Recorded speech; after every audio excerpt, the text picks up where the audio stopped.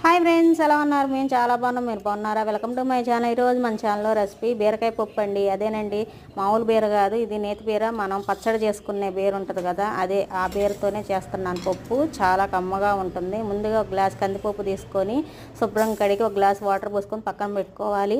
సన్నగా కట్ చేసుకొని బీరకాయ ముక్కలు, 2 టమాటాలు, పచ్చిమిర్చి, ఉల్లిపాయను కూడా మనం సన్నగా కట్ చేసుకొని పప్పులో వేసుకోవాలి. కొంచెం చింతపండు, పసుపు, కారము, నూనె వేసుకొని 4 విజిల్స్ వచ్చేదాకా ఉడికించుకొని ఉప్పు వేసుకొని మనం వెనక్కి పక్కన పెట్టుకోవాలి. పోపు వచ్చేసి ఆయిల్ వేసుకొని ఒక గిన్నె పెట్టుకొని ఆయిల్ వేసుకొని ఆవాలు, జీలకర్ర, పచ్చిశనగపప్పు, ఉల్లిపాయలు, ఎల్లిపాయ, ఎండుమిర్చి, కరివేపాకు వేసుకొని పోపు ఎర్రగా వేయించుకోవాలి. వేగిన తర్వాత ముందుగా ఎన్నిక పెట్టుకున్నాక పప్పు వేసుకోవాలి.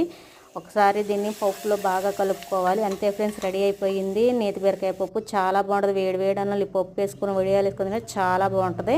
నచ్చితే లైక్ చేయండి, షేర్ చేయండి, సబ్స్క్రైబ్ చేసుకోండి.